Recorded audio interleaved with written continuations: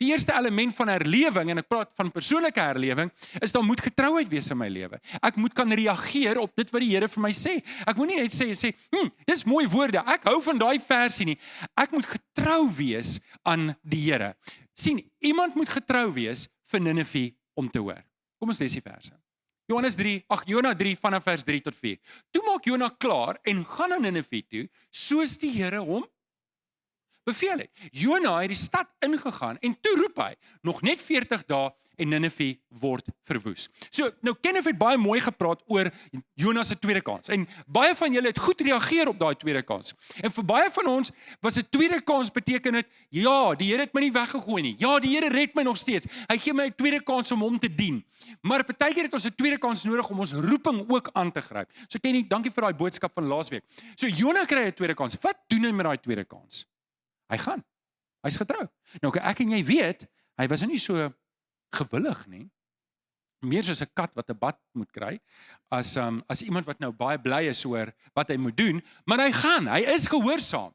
En vir die Heilige Gees, hoor nou mooi, vir die Heilige Gees om my te kan gebruik, moet ek getrou en gehoorsaam wees aan die woord.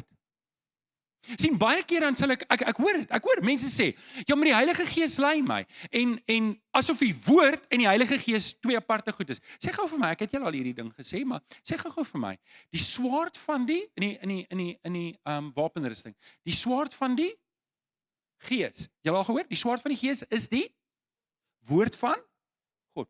Ek kan nie die woord en die Gees losmaak van mekaar nie. Ek kan nie sê ek is gehoorsaam in die Gees, maar ek is nie gehoorsaam in die woord nie. Andersom ook. Die oomblik wanneer ek 'n vers hoor, maak God se Gees dit waar in my hart en dan moet ek dit doen. Ek kan nie dit hoor en nie doen nie. En dis wat hier gebeur. Jona het die woord van God gehoor en hy was getrou en hy was gehoorsaam. En hier is die ding vir my en jou. Ek moet opdaag. Ek moet opdaag. Ek moet gehoorsaam wees.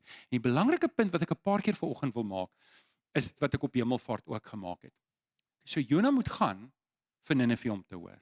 As Jona nie gaan nie, gaan Ninive nie hoor nie. Julle het dit, nê? So iemand moet gaan vir ons wêreld om te hoor. Wie van julle het 'n ongeredde familielid?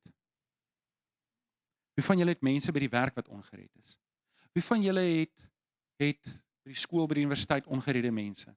OK. Dink jy ek gaan ooit by daai mense uitkom? Besef jy is dalk daai persoon se enigste en laaste kans.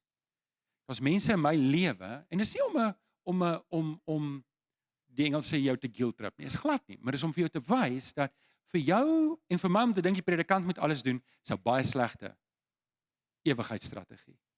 Dis 'n baie slegte ewigheidsstrategie. So hier's die ding. Almal gaan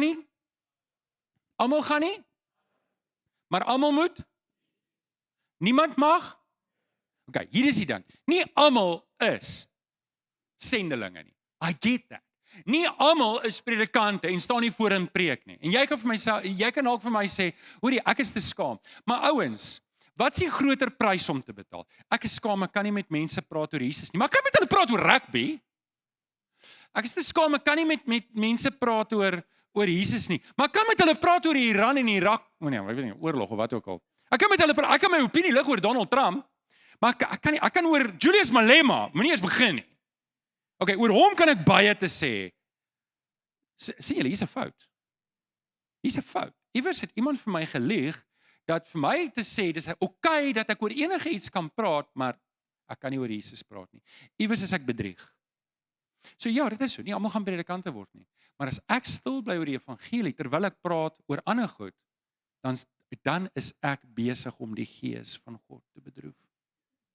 So, almal gaan nie alles doen nie. Ek het dit. Nie almal gaan evangeliste wees. Nie almal gaan met die Gideons Bybelse uitdeel iewers in Lesotho nie.